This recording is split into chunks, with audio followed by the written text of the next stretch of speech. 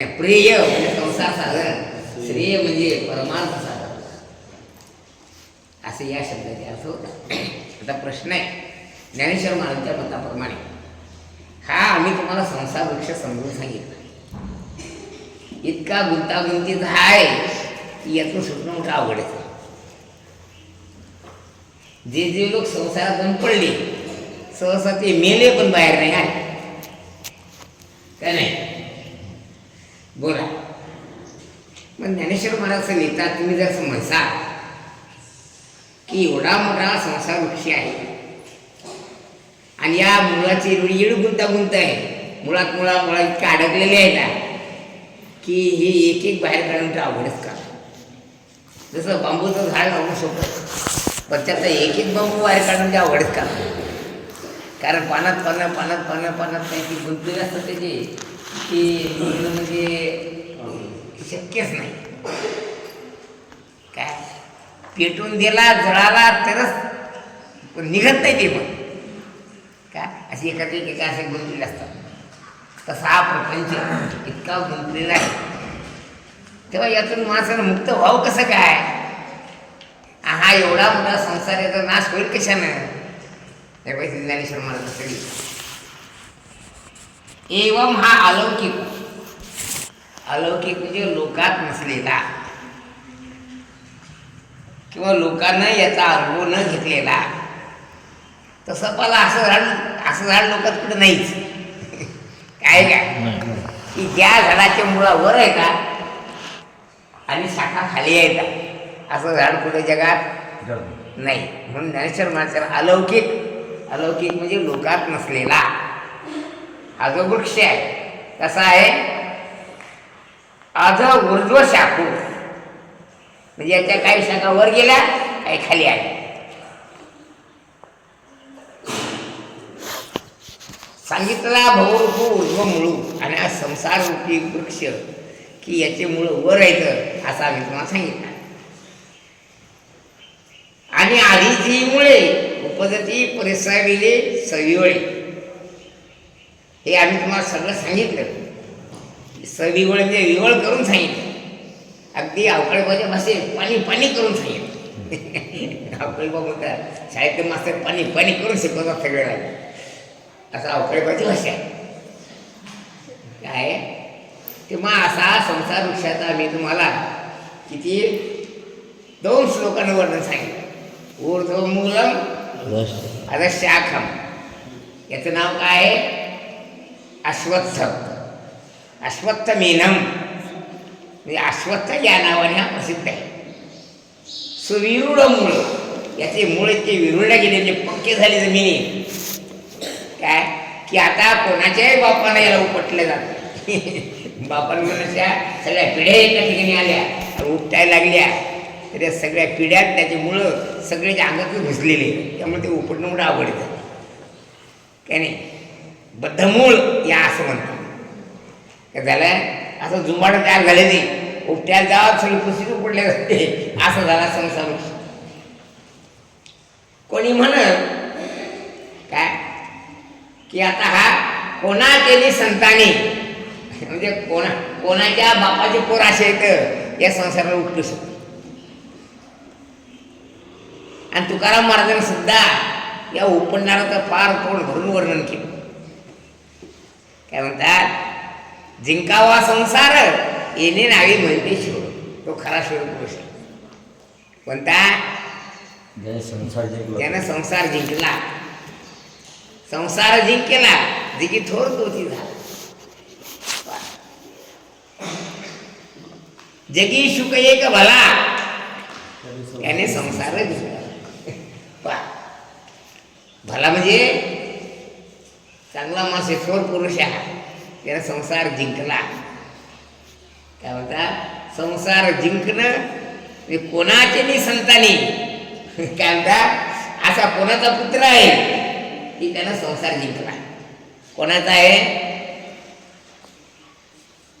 आहे त्यानं संसार जिंकला, असा कोण आहे. हा कोणाचे नाही संतानी, कोणाचे व्यासपुत्र शुकाचे. यास कोण आहे? पाराशर्यवत्या सरोजममलम गीतार्थ गंधोत्कटम. पाराशर्य म्हणजे पराशराचा पुत्र कोण? व्यास. आणि त्याचा पुत्र शुक. यांनी संसार जिंकला. आज जगात काही असे भरपूर राहतही की त्यांनी संसार जिंकला नाही. आणि काही जे पुरं असे आहेत की जरा संसार जिंकण्याकरता शाळेत टाकला पण पळूनही काळतोडे पळून गेलेले. जे पळून जातात त्यांना काळतोडा म्हणतात. लक्षात ठेवा. काय म्हणतात? जो पळून गेला तो काळतोंडा आणि जो राहिला तो लाल तोंडा. मारतीस तोंड कसं आहे? लाल आहे. कारण त्यानं संसार जिंकला. कोण? मारुतीनं शुकाच्या घरी संसार जिंकला. आणि जे पळून गेले ते आपले माकडे जे तोंड कसे येत कशाने झाले? ते पळून आहे. रामानं सीतेच्या शोधण्याकरता 18 पद्म वानरं पाठवलेली. पण नेटनर आले ते मारुतीसारखे जिंकले आणि लाल तोंडाचे झाले. तुम्ही गमत पहा. लाल तोंड माकड पुस्तक जरी पिलू असलं तर सगळ्या माकडाला पळवते. पळवते नाही, त्याला पाल्यावरच पळतात. त्यांना माहिती आहे हे आपण पळून आणतो, याला माहिती आहे आपलं मारल्याशिवाय राहणार काय. मग पळून गेले ते काळतोंडे आणि टिकून राहिले ते. तर मागे एकदा सांगितलं मी, नागपणाचं कट्टे हा काय देवाला पाठ दाखवली. हा ते पाठ दाखवले. पाठ देवाला कोण दाखवली? मग ते नाक लक्ष्मण ते नाकात पण नाही काय देवाला पाठ दाखवली. सुपर नाका नाही, शूर्प. शूर्प म्हणजे सूप. शूर्प म्हणजे काय? सूप. आणि जिचे नख सुपासारखे आहेत तिचे नाव शूर्प नाका. लक्षात ठेवा. सुपाला काय म्हणतात? शूर्प. संस्कृत शब्द आहे काय? संस्कृत शब्द शूर्प म्हणजे काय? सूप. सूप पाहिलं काय? पाहिलं सूप. सुपली पाहिजे काय? सुपली लाल का नाही? सूप मोठा असते. हत्तीचे कान कसारखे असतात? सुपासारखे. सुपामध्ये पायघाल नाही बरं. जिचे नख सुपासारखे होते तिचं नाव काय पडलं? आणि ती देवाला पाठ दाखवली. मग काय झालं? ते नाकड. आणि आपले जे माकडं आहेत ते काम टाकून पळून आली. मग ते काय झाले? असं म्हणजे काळतोंडे येत ते किड्या माकुड्यासारखे मेले. त्यासाठी मेले. आता नाही तेवढं झालं, पण जुन्या काळात जेव्हा पाऊस होता, खूप पाऊस होता आणि पाऊस झाला की मुंगळी निघायची रस्त्यावर. आणि पुन्हा पाऊस झाला की मुंगळे त्या चिखलात उतरून मरायचे. म्हणून म्हणतात किड्यासारखे माकोड्यासारखे मेले. मुंगळ्याला माकोडा म्हणतात या भागात. का नाही? तुमच्या भागात माकोडे आडनाव आहे माणसात. माकोडा म्हणजे काय? काय? मुंगळा. मुंगळा माकड म्हणतात नाही. आणि तू खोट वाटत तर रेशमी विचारतो काय म्हणते? रेशमी माकोडा.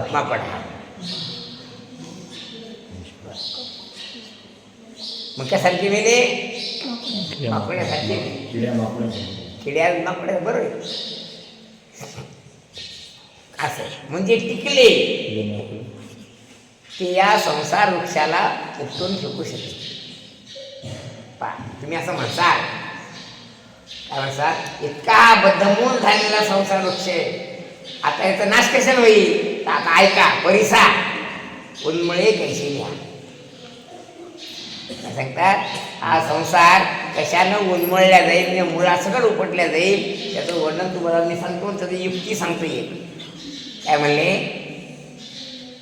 म्हणले? वर्णन. पहिली युक्ती हे आहे. काय पहिली युक्ती? नरूपमस्येह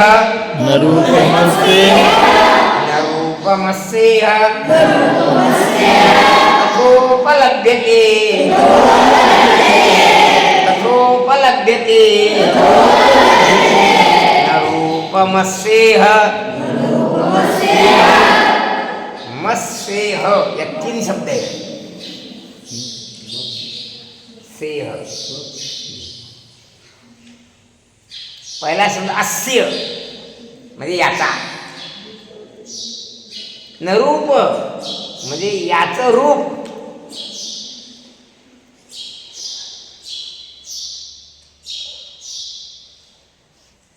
तथा उपलब्धते म्हणजे जसं आहे तसं दिसत नाही. काय सांगतात? न रूपमस्येह इह म्हणजे याचा, अस्य म्हणजे याचा, इह म्हणजे हा संसार वृक्ष, तथोपलभ्यते. आता तो न शब्द ना, नो इकडला न उपलब्धते असा अर्थ. म्हणजे हा जसा आहे तसा हा दिसत नाही. काय सांगतात? जसा विषयी विजा होता गटुल्याचा, तो दिवाळीच्या सुट्टीत घरी गेला. योगायोगानं त्याला एक वाघाचं तोंड सापडला. भूतातच आहे ते. काय शेतात गेला ते आकेबाईच्या, ती काय काम करते आकेबाई. हा गेला, तो तोंड लावलं, तिच्या अंगावर करू लागला. मग ती लिहू लागली. तिला कोयता कळा असा आणायला विचार केला. त्याला वाटतं म्हणायला लागेल आकेबाई मी आहे काय म्हणे. म्हणजे याचं जे खरं रूप आहे ते यानं झाकून टाकलं, वाघाचं तोंड लावलं. हा, आणि भूत म्हणून तिला भेडसवू लागला.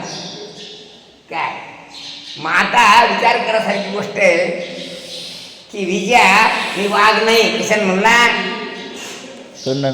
कोयता दाखवलं म्हणून. ऐका नाही, तसं हे संसार जसा आहे तसा दिसत. मग कसा आहे? नाही हे त्याचं रूप. काय म्हणतात? काय सांगतात? न रूपमस्येह रूपमस्येह उपलभ्यते. याचं रूप जसं आहे तसं न उपलब्धते, जसं आहे तसं दिसत नाही. याचं रूप कसं आहे? याचं रूप असे म्हणले मग सांगतो. आता मृगजळाची गंगा वाहायला लागली. कशाची गंगा? मृगजळ म्हणजे उन्हाळ्या दिवसामध्ये असे जे ज्वाला तुटतात त्या धारणाला असं वाटतं की ते पाणी येऊ. आता गंगेचा उगम कुठून झाला? कुठून झाला गंगेचा उगम? ब्रह्मगिरी पर्वत. बरोबर. आणि मिळाली कुठं? समुद्रात. मग ज्ञानेश्वर महाराज लिहितात ब्रह्मगिरीवरून न निघे. काय सांगतात? की मृगजळ नदी असे हिला उगम नाही, ब्रह्मगिरीवनी न निघे. आणि समुद्री किरण नदी समुद्राला मिळाली नाही आणि उगम झाला नाही. माझी दिसे ते वावगे मृगांमुळे. म्हणजे नांदतो न चाटे, याला अंतही नाही आणि उगमही नाही, म्हणजे आधी नाही. नांदतो न चाडीर संप्रतिष्ठा. लक्षात ठेवा, ज्याला आधी नाही अंत नाही आणि मध्यंतरी दिसते ते नसतेच असा सिद्धांत. काय सिद्धांत? ज्याला आधी नाही म्हणजे ज्याला जन्म नाही, त्याला मरण नाही आणि मध्यंतरी दिसते ते काय? खोटच असते ते. काय नाही? ज्याला बापही नाही आणि ज्याला मरणही नाही, मग ते काय? काय ते खोटे. नांदतो न चाडीर, अंत नाही आणि आधी नाही. न च संप्रतिष्ठा.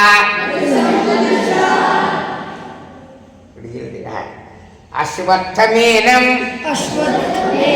सुविरूढं मूल. अश्वत्थ या नावाने हा बद्धमूल झालेला संसार वृक्ष आहे. याला कसं उपटायचं मग? असंग शास्त्रेण दृढेन चित्वा. असंग शास्त्रेण मसंग शास्त्रेण दृढेन चित्वा न रूपमस्येह तथोपलभ्यते नान्तो न चादिर् न च सम्प्रतिष्ठा न रूपमस्येह तथोपलभ्यते नान्तो न चादिर्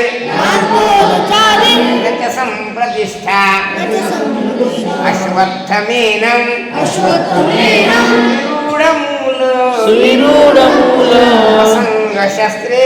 वसङ्गशस्त्रेण तेन चित्वा तुम्ही बागुलबा पाला काय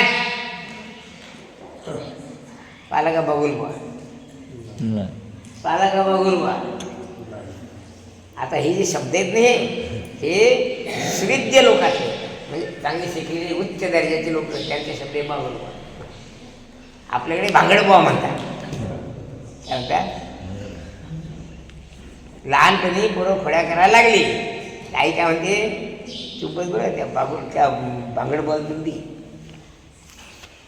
आणि ते जर समजलं नाही तर तुमच्यासारखे माझं पोरं गेले एखादा गोसाई बुवा गेला आणि घरातले इकडे गडबड करू लागले घरातलं माणसं होतात ते बुवाचे झोल टाकून तेवर याला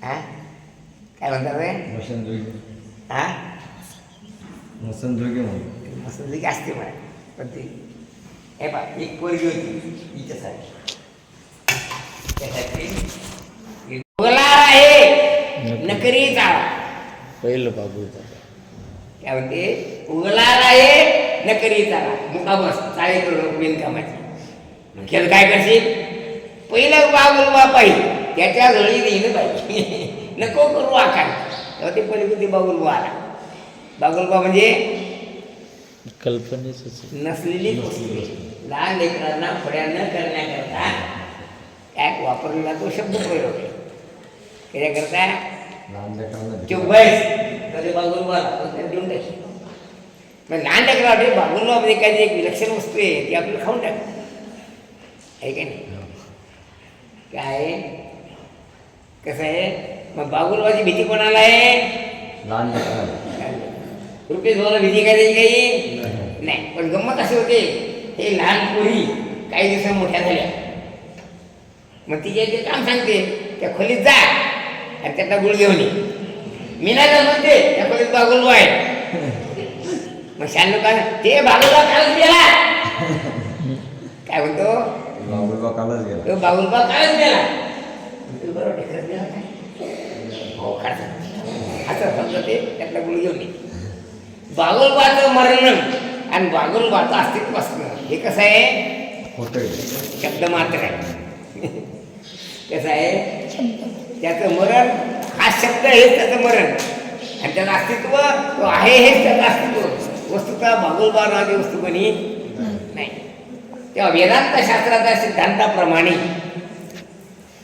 काय सिद्धांत आहे नांतो न चादिर न च संप्रतिष्ठा ज्याला आधी नाही ज्याला अंत नाही आणि त्याचं अस्तित्व दिसत असलं ते सुद्धा मिथ्या नसते म्हणून शास्त्रकारांनी मिथ्या शब्दाचा अर्थ असा केला काय अर्थ केला असत असं मानून पण मिथ्या काय अर्थ केला असत म्हणजे निस्वरूप पदार्थाला असत म्हणतात ज्याला रूपच नाही पण दिसते न रूपमस्येह त्याला रूप नाही पण दिसते म्हणजे भासमानम त्याला मिथ्या असं काय म्हणतात न रूपमस्येह अस्य म्हणजे संसार वृक्षस्य रूप न या संसाराला रूप नाही पण दिसतो म्हणजे हा जसा आहे तसा दिसत नाही काय सांगतात न रूपमस्येह उपलभ्यते म्हणजे हा याला रूप नाही पण तसा हा दिसत नाही रूपवान असा दिसतो काय सांगतात काय सांगतात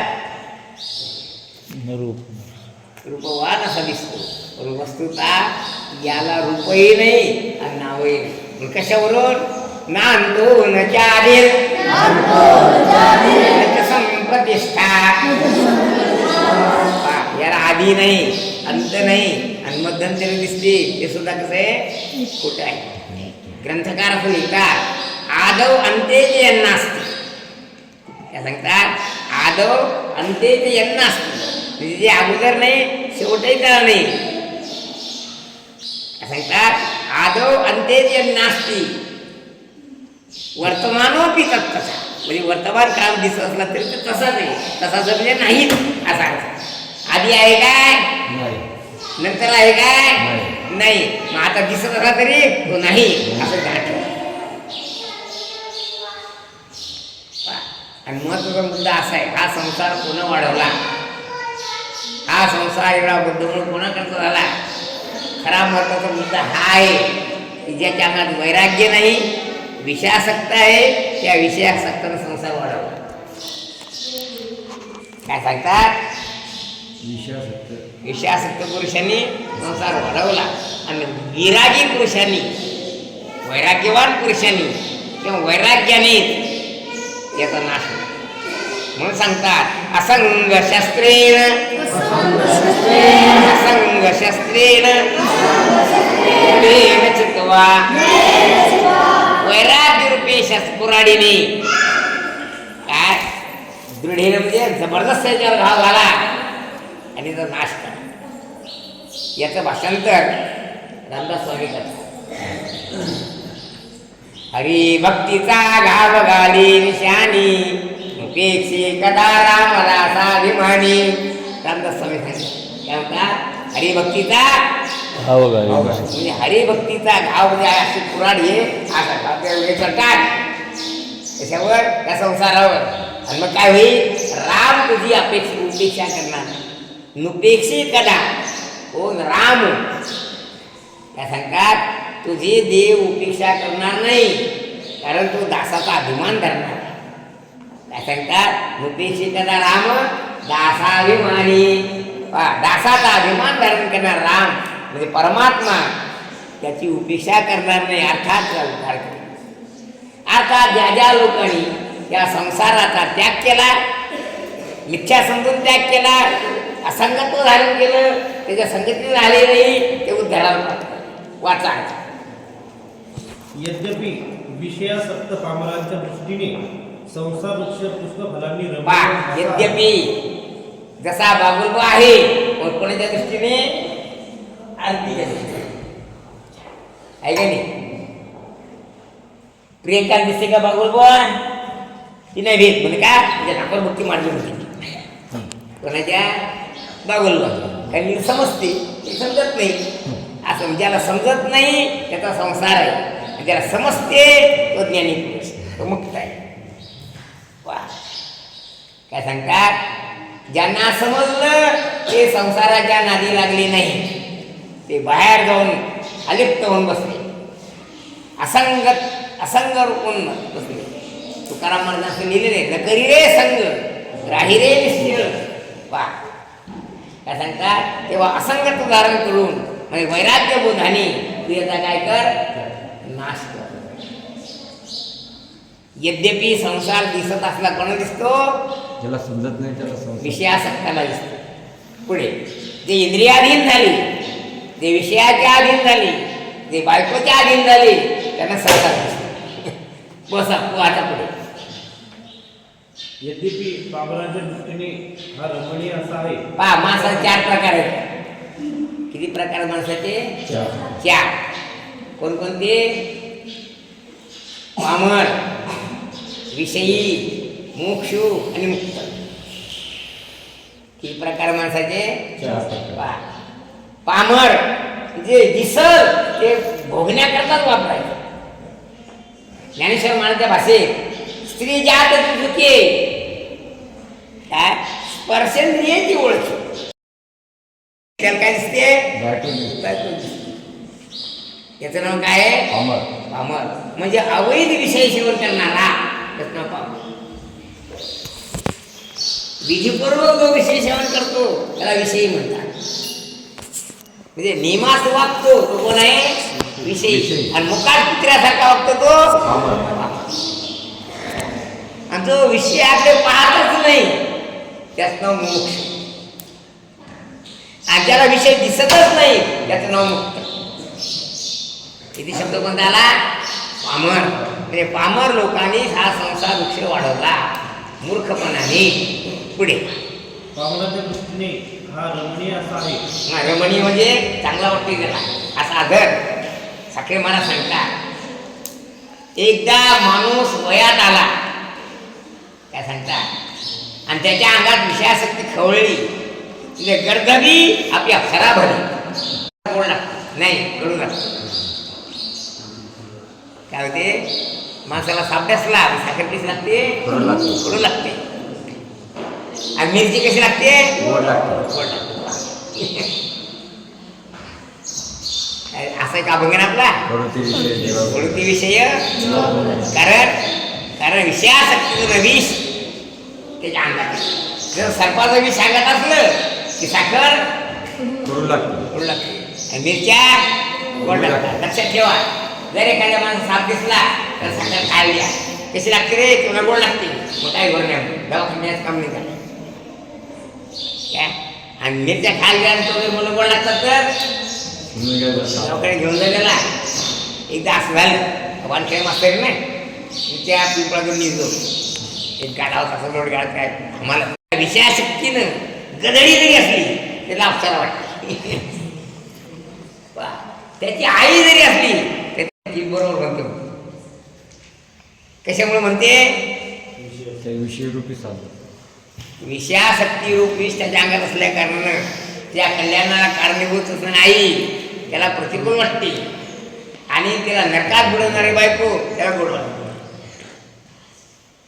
असा जो माणूस असतो त्याचं नाव आहे पामर.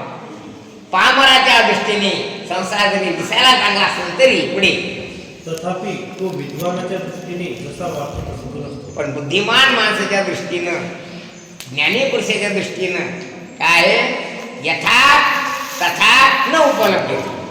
पुढे अर्थात जन्ममरणरूप निरंतर दुःखप्रवाहाने सर्वदा वर्तमान असणारा संसार त्याचे आदिमत्व उपलब्ध होत असते. त्याला दिसते. कशाला? विषयासक्त म्हणून पुरुषाला त्याला त्या उत्पत्ती आणि विनाश दिसतो. वस्तुता त्याला उत्पत्ती नाही, विनाश नाही, म्हणजे तो नाहीच असा. पुढे तशीच त्याची मध्यस्थितीही प्रतीत होत नाही. मध्यस्थिती प्रतीत होत नाही म्हणजे आदव अंत्याच्या यांना असते, आधी नाही नंतर नाही, मध्यस्थिती असलं ना तरी ज्ञानी पुरुषाला तो दिसत नाही. दिसत नाही म्हणजे त्याला अस्तित्वच नाही हे त्याला समजतं. पुढे म्हणून संसार वृक्षाचा हा आधी आहे, हा मध्य आहे असे जाणल्या जात नाही. तसे तो कुठे समाप्त झाला असेही सांगता येत नाही. संसार कधी संपणार आहे? कधीच नाही. काय काय सांगतात? आणि संसार कधी सुरू झाला माहित नाही. नांदतो नच्या आधीर, नच्या आधीर म्हणजे कधी सुरू झाला माहित नाही. काय केशव डोळ्यात ते सांगते, रामच्या डोळ्यात ते सांगत होता, सूर्यभान ते सांगत होता, सगळं कधी सुरू झाला कोणाला नाही. काय ना नच्या आधीर ना आणता कोणी सांगू शकत नाही. म्हणून विषयासक्त पुरुषाला संसार अनादि वाटतो.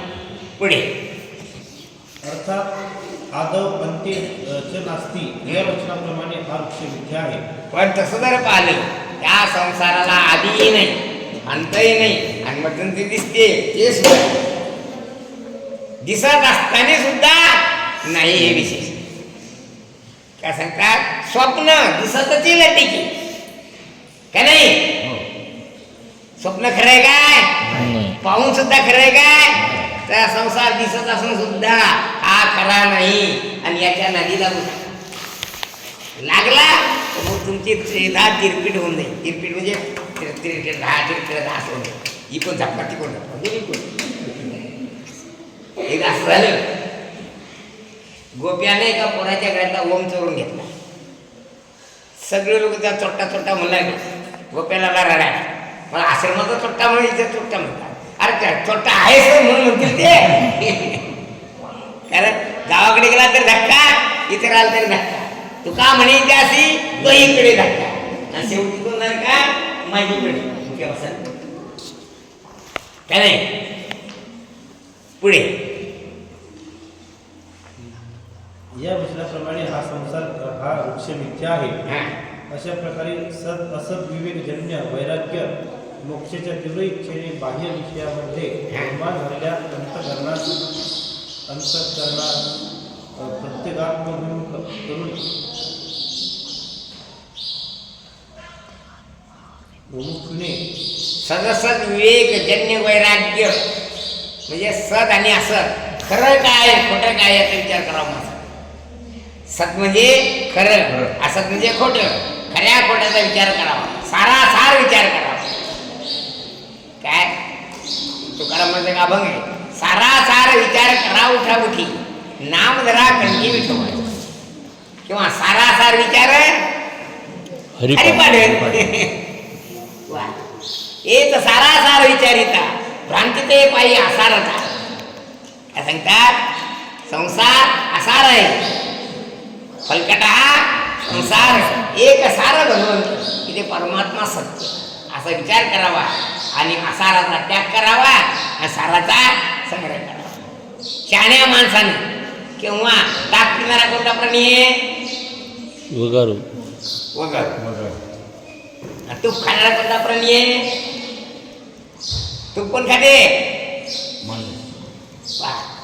मग शहाण्या माणसाला तूप खावं वगारासारखं खाते. त्या संसारामध्ये इथे दिसते या सार परमात्मा आहे आणि ताक प्रपंच आहे. तेव्हा शहाण्या लोकांनी ताकाचा त्याग करावा आणि तूप खावं म्हणजे परमात्म्याचं भजन करावं असा अर्थ आहे. पुढे म्हणून वैराग्य मोक्षाच्या तीव्र इच्छेने बाह्य विषयामध्ये रममान झालेल्या अंतःकरणात प्रत्येकात्म अभिमुख करून मुमुक्षुने श्री गुरु सानिध्यात जाऊन परमतत्वाचे अन्वेषण करावयास पाहिजे. म्हणून गुरुच्या घरी राहावं आणि परमतत्वाचा शोध घ्यावा. अन्वेषण म्हणजे काय, शोध घेणे. काय करावा, तेव्हा प्रत्येक तत्वाचा परमतत्वाचा जो शोध घेतात त्याला मोक्ष म्हणतात.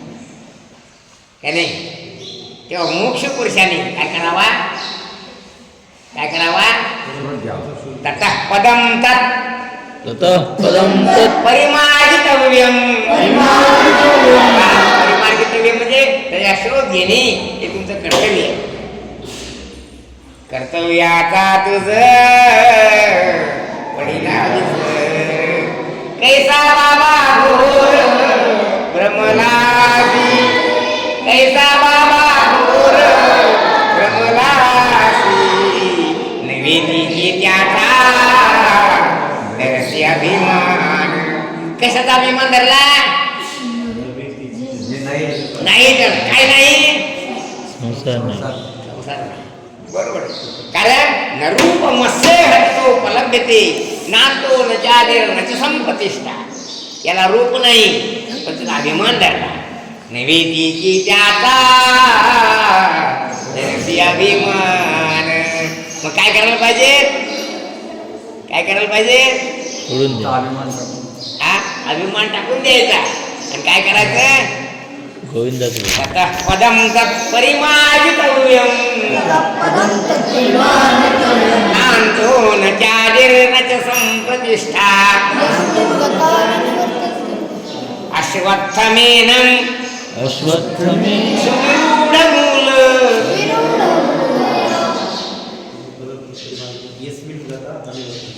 काय सांगतोय, सुविरूढमूल मसंग शस्त्रेण चित्वा.